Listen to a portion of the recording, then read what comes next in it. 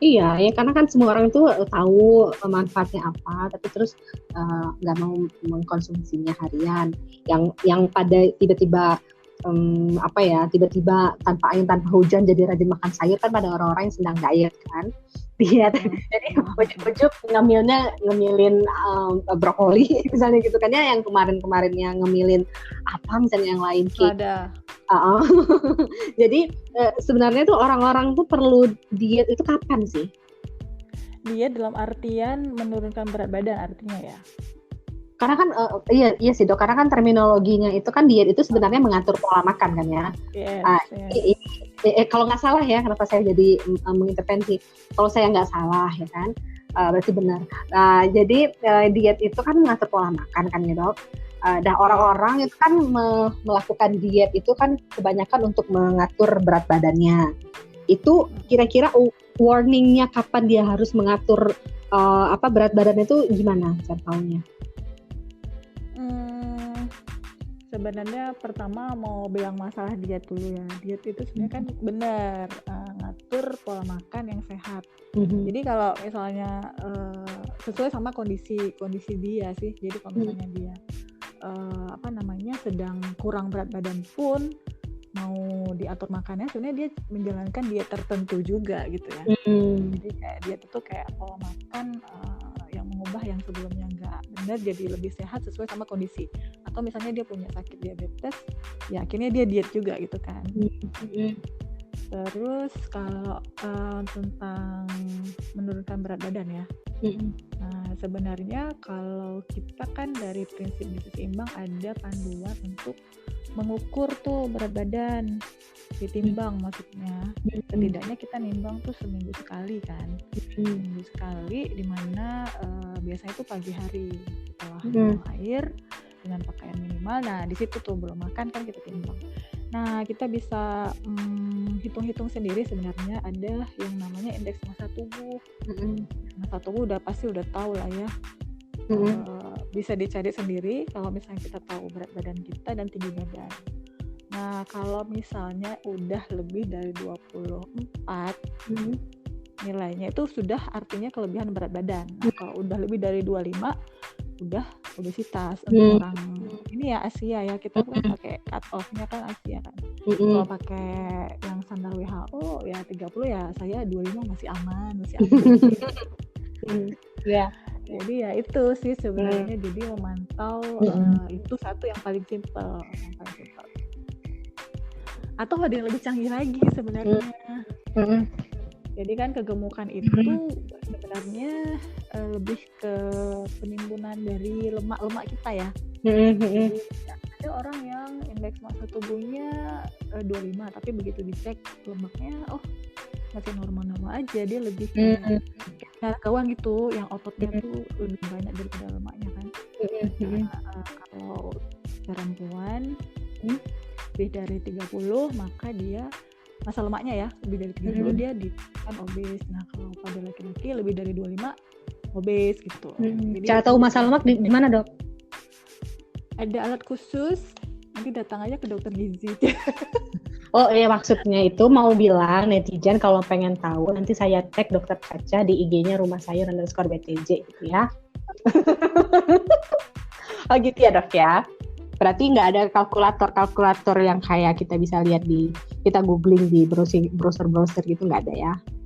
Kan kayak kalkulator untuk IMT kan ada, kalau kalkulator buat itu yang tadi nggak ada ya. Oke, siap. Jadi terus sekarang kan orang-orang kan makin mulai banyak nih ya healthy lifestyle-nya dari olahraga kah, dari pola makan kah ya kan. Nah, tapi kebanyakan sekarang jadi bingung. Oke, gue pengen nurunin berat badan, gue pengen diet yang benar, tapi terus pakai pola diet yang mana? Jadi itu gimana dok menyikapinya? Pola diet. Kan banyak tuh jenis-jenis diet A, B, C, D, E, F, G ya kan?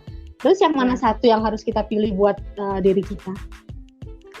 Kalau saya, kita tuh dari dokter gizi klinik itu selalu merekomendasikan dietnya itu menganut prinsip gizi seimbang lah ya. Maksudnya tidak kalau misal pernah dengan ketogenic diet, terus Atkins diet, itu kan kayak proporsi proteinnya tuh dan lemaknya tuh terlalu besar ya.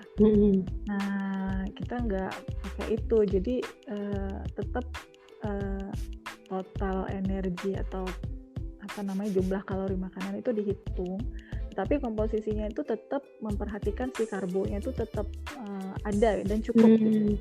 Karbohidratnya itu penting dijaga persentasenya, jadi nggak boleh terlalu rendah banget, itu nggak oke gitu. Jadi tetap memperhatikan proporsi si karbohidrat, protein, lemak, di samping juga memperhatikan vitamin, mineral. Gitu. Berarti masing-masing orang itu harusnya customize ya? Yes, benar sekali. Jadi customize sesuai sama kebutuhannya gitu kan. Terus kadang-kadang kan kalau orang lagi diet itu dok, kan ada efek samping kan ya, kayak merasa pusing kah, seperti itu kan ya, kayak hipoglikemi. Itu harus digimanain dok kalau menghadapi yang seperti itu? Sebenarnya biasanya kalau yang menemukan efek samping itu adalah dia mencoba-coba ya kali ya. Jadi mencoba berbagai diet yang mungkin belum tentu cocok untuk si orang ini gitu. Jadi sepanjang yang pengalaman saya itu jarang sekali ada yang kayak gitu. Jadi kalau misalnya kita memperhatikan jumlahnya sesuai sama kebutuhan, kan kita hitung dulu nih kebutuhan dia itu berapa, dan sampai juga kita ngasih jumlah makanan dalam sehari itu yang memang di bawah kebutuhannya, itu kan nggak bisa memenuhi kebutuhan dia juga gitu ya. Jadi kita juga memperhatikan kebutuhan dasarnya itu berapa, riwayat makan sebelumnya itu berapa, jadi kita bisa kira-kira ini untuk target menurunkan berat badan segini, kita nurunnya berapa gitu. Nah, jarang sekali orang yang menerapkan diet dengan benar, artinya dengan prinsip yang benar, itu mengalami efek samping yang kayak tadi disebutkan sama Dr. Ayu, jadi kayak hipoglikemi dan sebagainya.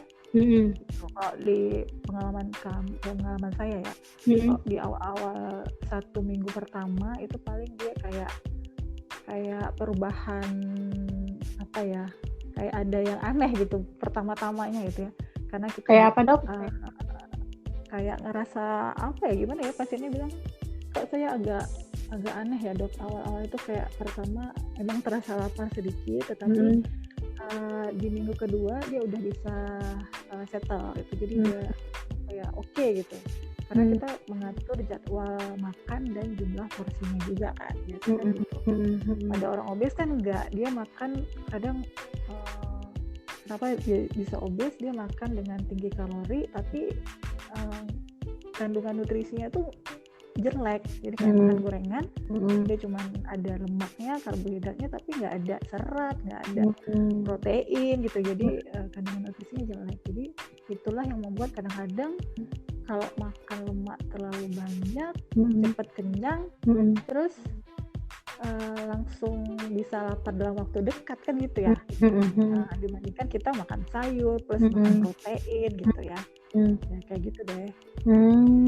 Terus kan banyak tuh fenomena dok, orang udah berhasil diet tapi terus kan susah tuh untuk maintain ya kan. Jadi misalnya gini dok, banyak yang nanya juga nih ke saya, let's say misalnya dia pengen nurunin berat badan 10 kilo and then dia diet kan ya secara benar, exercise dan lain-lain, tercapailah berat badan yang dia inginkan, and then what next? Kalau dia ngelanjutin pola itu kan turun lagi tuh berat badannya, terus gimana dong?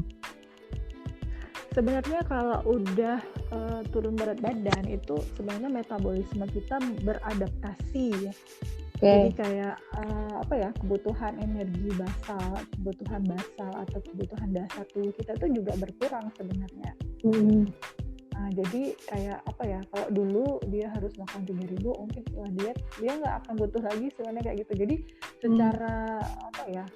secara fungsi tubuhnya juga kayak reprogramming. Kayak dia setting ulang gitu, gitu. Jadi kadang-kadang kalau udah bagus biasanya perilaku itu terbentuk setelah 3 bulan. Setelah 3 bulan tuh dia akan tetap survive ya kalau dia nggak ini ya, kalau dia memang kuat niatnya ya, itu biasanya oke setelah 3 bulan. Tapi kalau 3 bulan pertama ini sebenarnya tantangan sih. Tapi terus maksudnya kalau diterusin dengan gaya hidup yang telah menurunkan berat badan dia itu, kan itu gaya hidup bagus kan ya. Itu ada ketakutan orang-orang itu nanti makin turun berat badannya. Jadi dia kemudian tambah lagi makan gitu, enggak? Enggak. Jadi sebenarnya kita menurunkan berat badan itu tetap pakai panduan kayak tadi saya bilang, kita memperhitungkan kebutuhan tubuh dia tuh berapa gitu. Jadi misalnya dia makan waktu masih gemuk 3.000 kalori, sedangkan dia kebutuhan badannya cuma 1.500 kan. Nah kita turunin sampai memang akhirnya cuma 1.500 gitu. Jadi dia nggak boleh kurang dari itu sebenarnya. Kalau nggak bisa makin turun lagi gitu ya? Bisa makin turun lagi. Jadi kalau misalnya udah terlalu turun ya balik lagi ke kebutuhan dia ya sebenarnya berapa gitu. Jadi gitu. disesuaikan lagi, makanya perlu dikontrol lagi, kemudian di program ulang lagi sesuai sama kondisi dia gitu.